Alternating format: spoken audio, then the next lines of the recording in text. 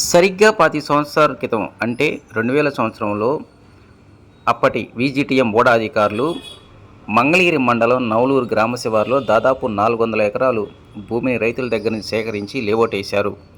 ఆ తర్వాత లేఅవుటు ఇది వర్గాల చెందిన ప్రజానీకం అమ్మకాలు చేశారు. అయితే అధికారులు మౌలిక సదుపాయాలు కల్పించినప్పటికీ వివిధ కారణాలతో అమరావతి టౌన్షిప్లో నిర్మాణమైనటువంటి ప్లాట్లు మాత్రం అంత ఆదరణ అనేటువంటిది జరగలేదని చెప్పాలి. వివిధ కారణాలతో రైల్వే ట్రాక్ కావచ్చు, అదేవిధంగా మౌలిక సదుపాయాల కల్పనలు కావచ్చు, ఏదైనా సరే ఆశించిన స్థాయిలో మాత్రం అభివృద్ధి జరగలేదు అనేది స్పష్టం. అయితే ఈ 400 ఎకరాల్లో ఇప్పటికే 23 ఎకరాల్లో అంతర్జాతీయ ప్రమాణాలతో కలిగినటువంటి ఆంధ్ర క్రికెట్ స్టేడియాన్ని నిర్మించారు.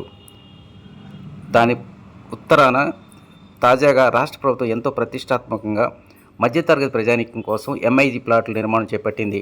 దాదాపు 80 ఎకరాల్లో 615 ప్లాట్ల నిర్మాణానికి సంబంధించిన దానిలో భాగంగా మౌలిక సదుపాయాలకు సంబంధించిన అభివృద్ధి పనులు జరుగుతూ ఉన్నాయి.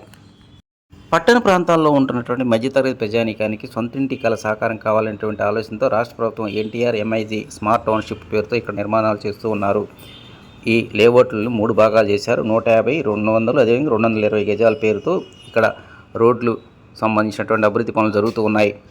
అమరావతి టౌన్షిప్కి రానున్న కాలంలో అన్ని మంచి రోజులని చెప్పవచ్చు. కారణం ఈ టౌన్షిప్కి పడవ వైపు నుంచి కాజా గొల్లపూడి బైపాస్ రోడ్డు నిర్మాణం జరుగుతుంది. అదేవిధంగా ఈ టౌన్షిప్కి దక్షిణాన సీడ్ యాక్సెస్ రోడ్డు, ప్రక్కనే అంతర్జాతీయ ప్రమాణాలతో ఉన్నటువంటి క్రికెట్ స్టేడియం, అదేవిధంగా ఇప్పటి వరకు ఎంతో ప్రతిబంధకంగా మారినటువంటి రైల్వే ట్రాక్. ఈ రైల్వే ట్రాక్ పైన కూడా ఇప్పటికీ ఆర్ఓబి నిర్మాణానికి సంబంధించినటువంటి సాయిల్ టెస్ట్ను కూడా పూర్తి చేశారు. ఇట్లా అన్ని ఏకకాలంలో అభివృద్ధికి ముందున్న నేపథ్యంలోనే ఈ అమరావతి టౌన్షిప్తో పాటు స్మార్ట్ టౌన్షిప్ కూడా మంచి భవిష్యత్తు ఉందని ఈ ప్రాంత ప్రజానీకం భావిస్తూ ఉన్నారు.